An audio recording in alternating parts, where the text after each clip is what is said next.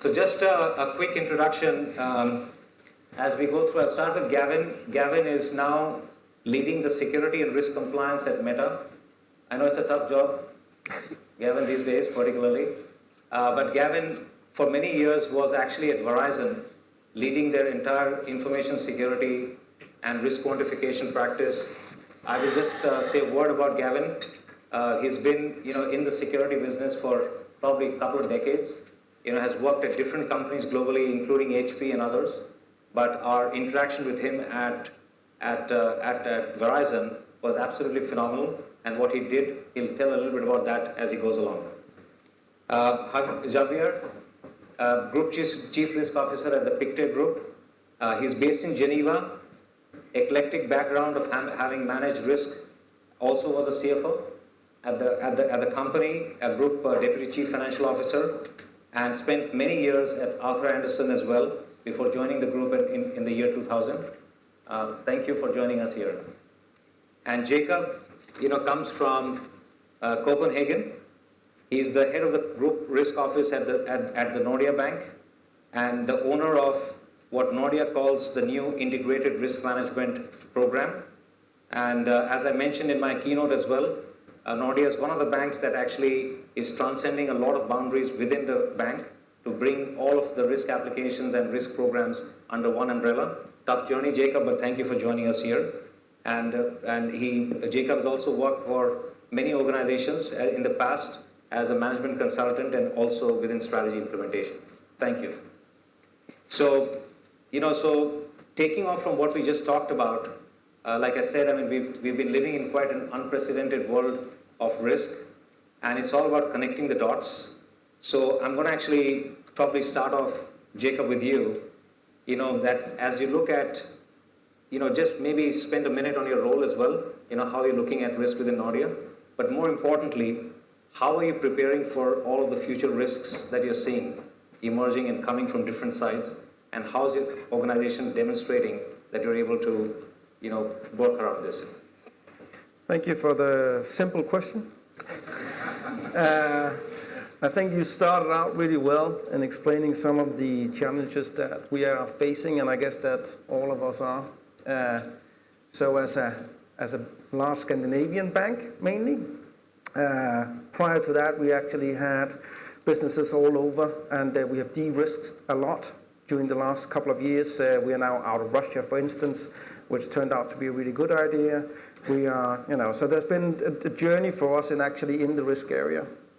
And I think that, like any other banks, we are following up very closely in what happens around the world. Inflation rates are up high, interest rates are up to damper the inflation. We see, unfortunately, more and more customers are starting to default, which of course also impact us as a bank.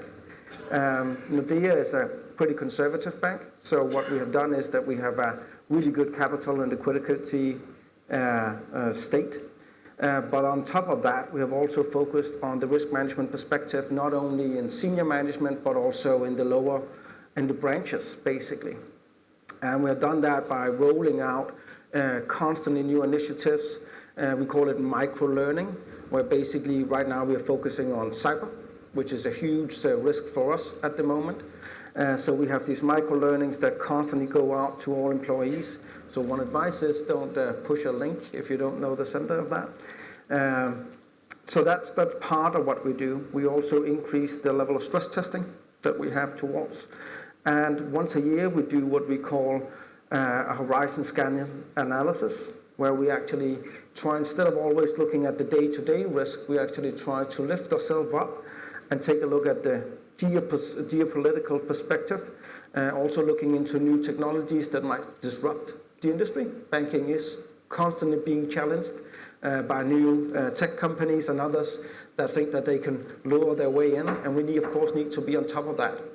So I would say that right now we are looking into a very, very interesting period of time. I've never experienced anything like this, to be honest, where so many threats is coming on the same time. So from a risk perspective, we really have to be on our toes. And luckily, I think that we are. Also with the new system that you also mentioned, that we are now trying to do an integrated version. So a complete integration across the different risks instead of it looking at it as a siloed solution. But I think that we'll come to that also when we talk about ESG, etc. Thank you. And Javier, you in your role, we talked about it that it's not just risk, but other aspects of GRC are coming under your umbrella as well. What are, as a highly respected wealth management company, what kind of risks are you seeing, and what is different for you than 6 months ago or 1 year ago? Or 3 years ago. Or 3 years ago. Well, yeah, I think definitely the geopolitical risk is on the rise, and it has many false influences on our risk landscape, and it's quite a complicated risk to assess. So what we try to do is to bring all our risk colleagues and business colleagues together to have an open discussion about the evolution of risks and trying to break the silos that we tend to naturally build in businesses and in risk management. And Gavin, it's going to be a very interesting question for you, given the move from Verizon to Meta. But please give us a little bit of color what's happening inside Meta in terms of looking at all these risks. Yeah, so I think one of the key things that I've found to be super practical, super helpful is really to get super clear. So super 3 times in one sentence. Super clear on actually vocabulary and terminology. And what I mean by that, for example, is when we talk about risk, you may have heard people say, well, a vulnerability is a risk, or an issue is a risk, when in fact, vulnerabilities are contributing factors to a risk. And so, and this is one of those areas where words really matter. Because, for example, you might say, well, or hear somebody say, well, the risk has increased. And what they're really saying is the likelihood has increased. So one of the kind of foundational things that can be really effective, Gaurav, is to make sure that when we're talking about risk, they're actually using the word in the right way. So, for example, if I was to make a risk statement, and if I can take that statement and replace the word risk with the word consequence, then it is a risk statement. So as an example, as you can tell by my accent, Gareth mentioned it earlier, my hometown is Austin, Texas, just in case you didn't pick up on that. And so, for example, in Texas, I could drive or ride a motorcycle at 80 miles an hour with no crash helmet and be completely compliant, as in compliant with law. But if I was to say, well, what is the risk of me riding a motorcycle at 80 miles an hour with no crash helmet? If we replace the word risk with consequence, then we basically say, well, the consequence could be the loss of life. If I was to slow down and wear a crash helmet, the potential consequence didn't just change. The potential consequence still is, I might lose my life. But what changed is the likelihood of me losing my life. And so that might sound kind of almost like academic. When we think about it in those ways, then what we're really doing is driving down likelihood, because the consequence, if it materializes, it is the consequence. So perhaps a long-winded answer to your question, Gaurav, but that's I found that to be a very practical way of looking at it, because then when we think about, well, what influences likelihood, it's really 2 things. One, how attractive is the asset? Because the more attractive the asset, the more attention, the more persistence there will be at somebody trying to essentially take that asset, for example. The other relative relationship is directly to the effectiveness of our controls. The more effective our controls, likelihood naturally goes down.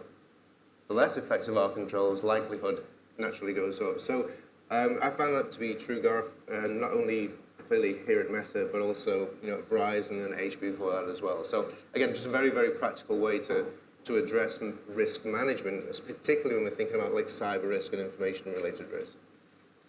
No, thank you, Gavin. And sorry, Javier, if you look at again, we're talking about connecting the dots. What steps or what programs have you undertaken, within Pictet to actually connect the dots and bringing all of these under an umbrella where you can more synthesize and understand it better?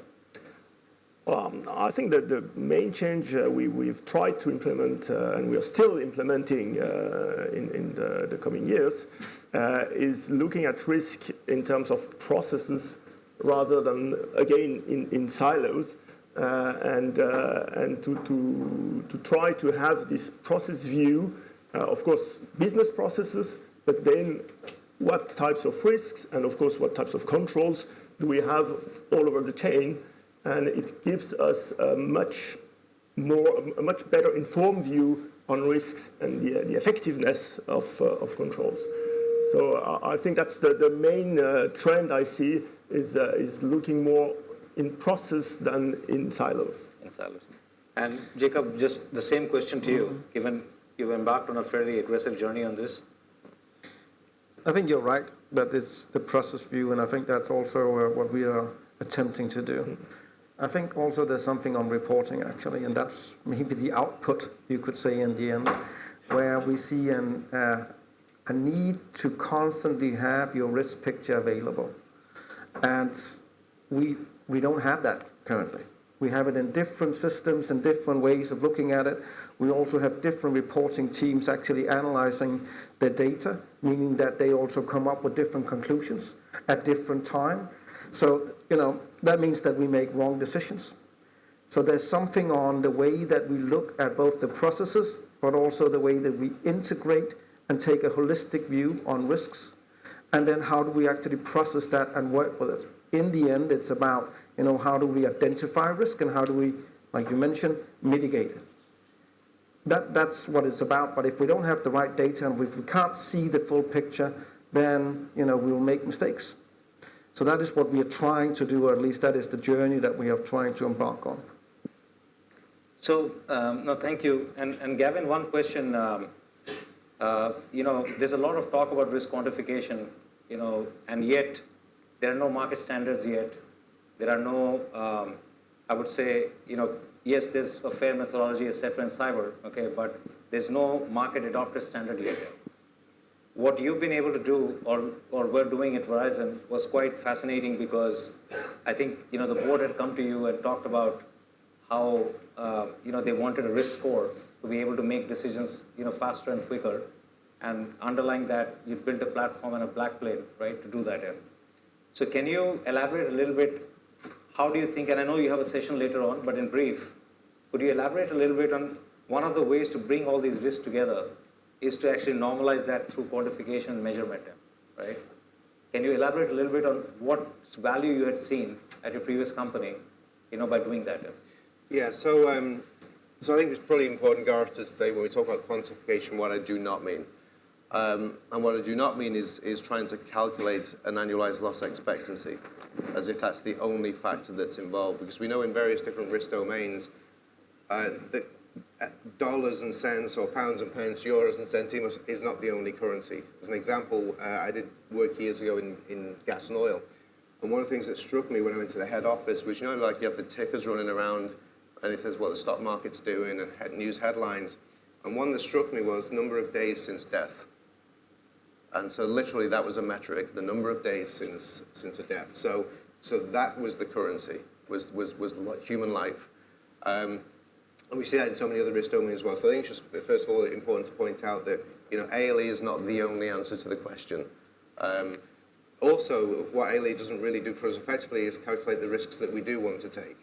The business enablement side, we might say, hey, we've got a $100 million opportunity here, we've got $1 million of risk. We might say, fine, I'll take it.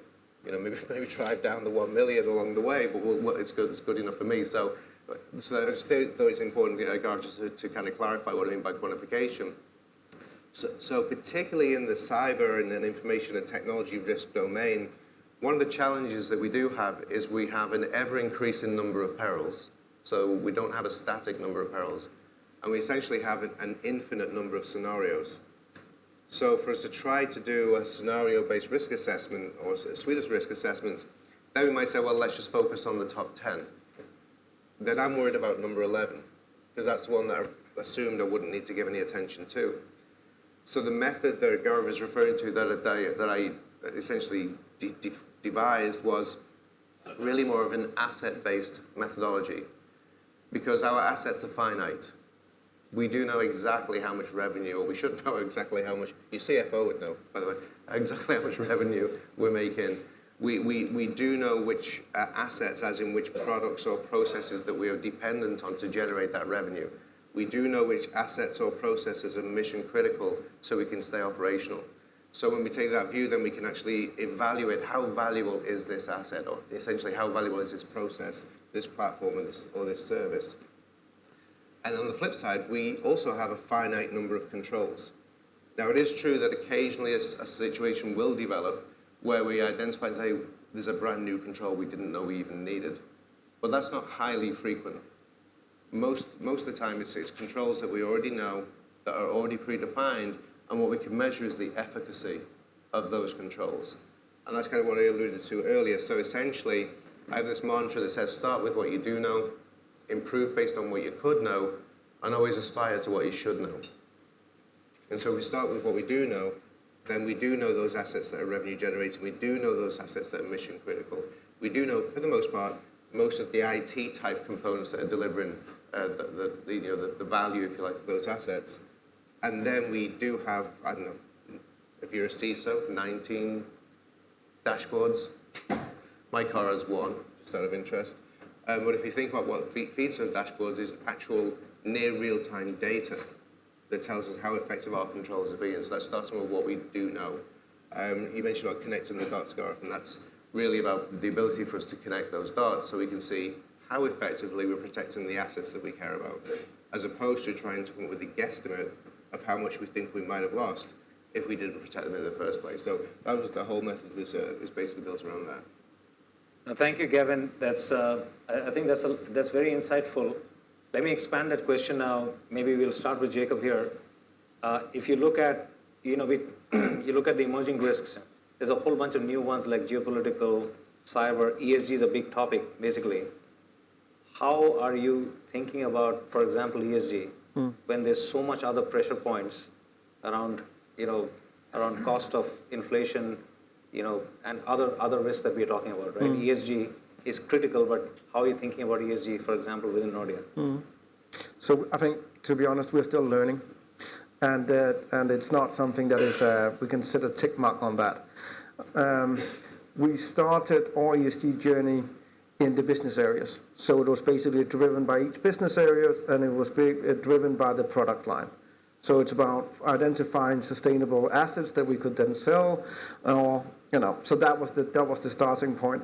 That created like a rainforest of initiatives across the bank that was not at all connected in any way. So what we are trying to do now is actually to interconnect all this entire rainforest of initiatives into one that is then controlling at least the strategic perspective of how do we then see ESG and how do we then elaborate on it going forward. We didn't have the systems, we didn't have the governance, we didn't have the processes in place. I would say that now we have the governance, we have partly the processes, and we are working on the systems. So just to be frank, this is an area that is evolving for us. It's difficult also to foresee. So we are doing our best, how the election in Germany affects the water in Norway, that will then affect the mortgage companies that we own as well. But there's an interconnection between all of this. So we are trying to develop new models to cater for this as well. No, thank you, Jacob. And Javier, again, from your perspective, how are you able to bring these, whether cyber compliance, ESG, closer together under one umbrella? How are you able to do that? Both in terms of, I'm not even talking about technology or process, in terms of focus and mind share. Yeah, well, that's a very interesting question. I think one of the thing we've tried to do is to organize a discussion forum with all the chief risk officer of the different businesses and of the different types of risks. And especially for emerging risks, it's very important for us to have this open discussion. Of course, it is also very important to get the data. And for ESG, that's a challenge, I must say, because we don't have standards. And it's quite difficult to collect good quality data. So that's probably something we will need to work, and we hope that with the time we'll have established standards on which we can build on to get the data we need to do our proper risk assessment and risk management. No, thank you. Just switching gears a little bit, even in my presentation, we talked a lot about, technology and the role of technology in helping you solve some of these interconnections and connecting the dots in, right? Let me start with you. You made a bold bet. How are you thinking about technology bringing some of these, different dots closer together, but also, getting adopted in a way that's sustainable within Nordea? Yeah, so I think that has been a learning journey again for us. We started out by thinking that we needed applications for each of the risks that we had. I think during the journey we have learned that it needs to be an integrated solution. We are now looking at the process perspective, as you mentioned before.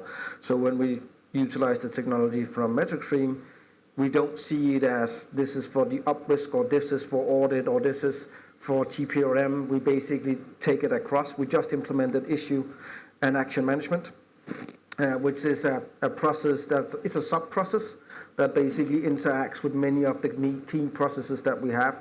That meant that we had to work in a completely different way. We had to interact between the units, and that's been a new experience for us. What we hope will come out of it is a simpler way of working with risk. So we hope that basically instead of having 10 different issue and action processes, then we can have one. It might not be perfect for that standalone process, but on an overall perspective, we hope that that can simplify it and make it easier for the business in the end, who's actually the guys that needs to manage the risk. So that is the one way that we are trying to work with this. And thank you, Jacob. And Javier, you've gone a little different route where you started with one or two areas and now are starting to incorporate other areas of risk on technology. But also, if you have some color on, how much of the emerging technologies like AI and RPA and ML that you are also starting to incorporate into your thinking as you're looking at all your data, that'd be great. And then I'll come to Gavin as well, who's used this extensively. Thank you. Well, definitely technology is a very important part of risk management.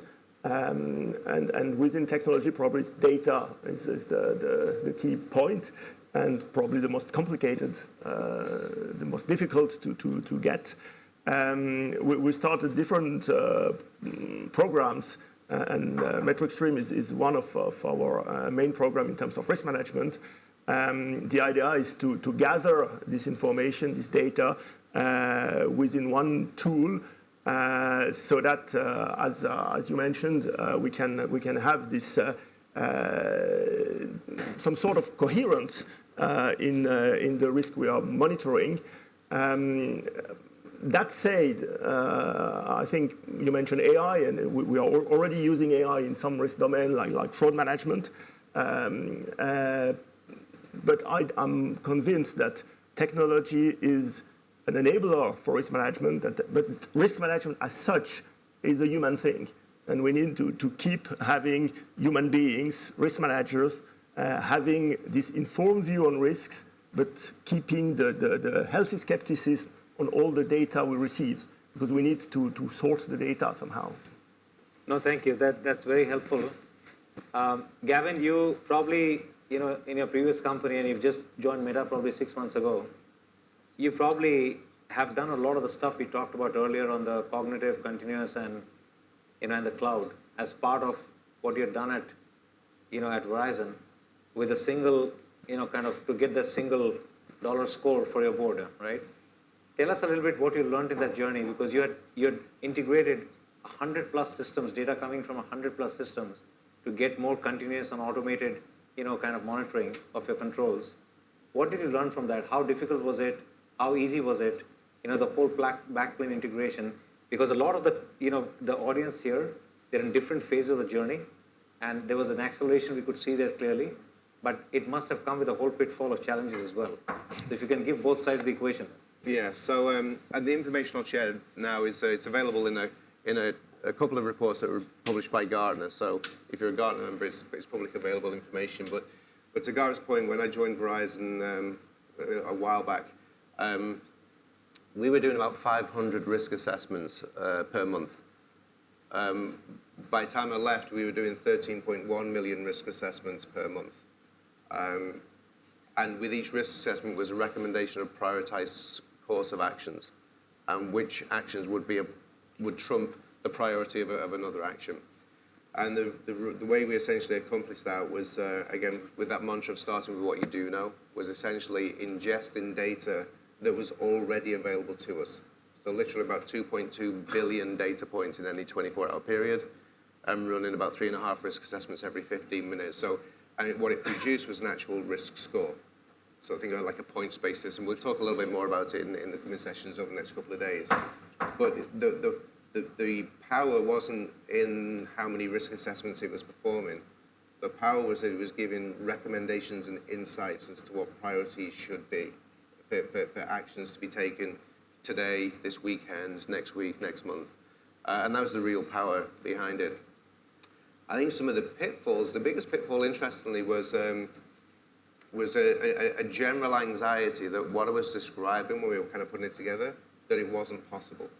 I would say that was the biggest pitfall, almost like the disbelief that this isn't going to be right, this isn't going to work for us. And I thought, frankly, that the longest pole in the tent, as the saying goes, was going to be the adoption of it. What I found was, surprising, was the opposite. I wanted a 90-day initial calibration period, and by day 30, all of our group CIO, our portfolio owners, they were saying, can we start using it now? Can we start using it now? I insisted we had another 60 days. Because I thought, if you're going to get it massively right, you've got to get it massively right coming out the gate. If you're going to get it massively wrong, then rather not do that. So, but what it did do is we had about 141 different controls that we were monitoring in near real time, but it didn't start with 141. It started with 53. So I picked the controls that were the easiest to measure, manage, and automate, even though those 56 might not be the most critical controls, but the ones where we could actually essentially prove it out and get some immediate operational value from it. And so I'd say that was the biggest lesson, Gareth, is, literally the old adage, don't boil the ocean, and don't necessarily start off with the thing that's most important. Start off with the things that is the easiest to do. And then you'll kind of learn how not to do it. So as you start to get into the more complicated applications or more complicated environments, you've already kind of made the mistakes in the less impactful areas. No, thank you, Gavin. When we talked last week with Gavin, I had promised him I am going to ask him about his opinion on Meta and Metaverse, and he had promised he's not going to answer that question. So we will not ask that question, but instead we'll ask one last, comment from each of our panelists. What's the one thing that you'd say, that's the biggest learning that we can take away, that the audience can take away from your experience, around integrated GRC and connecting the dots there? One experience. I'll give you 1.5. So first of all, in terms of Meta, I'm still loving my time at Meta. So that's the actions speak louder than words. It's. I would say when we're looking for automation, we might sometimes think about the human processes and try to automate the human processes. The one thing that I personally found to be the most valuable was the automation of the collection and distillation of data. A failure mode looks like this. There's an action that's being taken or a project that's being run, and then somebody has to ask somebody else, did you complete that? Yes, please go to this form and fill in the fact in the GRC platform that you've completed that task. That would be a classic symptom of failure mode. So it really is the automation of the collection and distillation of data, I think, for me has been the most powerful. Thank you. Well, on my side, I would say it's breaking the silos. I consider myself as somehow a silo breaker, and I think that's what we should all try to do, is breaking the silo between the different risk types, between compliance, op risk, financial risks, between the different business lines within a group, and also between the inside and the outside, because talking about geopolitical risk, we need to get outside information to be well informed about what may be coming. Thank you. And Jacob, the parting shot from you? Yeah, I think I'm maybe a bit of a provocative learning here. It's not about technology, just saying. It's not. I know that's why we're all here, but it's not about technology. Technology is just a Trojan horse to actually change the organization that you work in. It's about fixing the processes. It's about making people work together in a different way, about assessing risks and opening up, seeing the world and connecting the dots in a different way. But what it's not about is technology. That's just the Trojan horse that we use. Thank you. Golden wisdom words. And thank you, all three of you, for participating in the panel. And I'm pretty sure people will have questions as we intermingle during the breaks and stuff. So thank you once again. Thank you.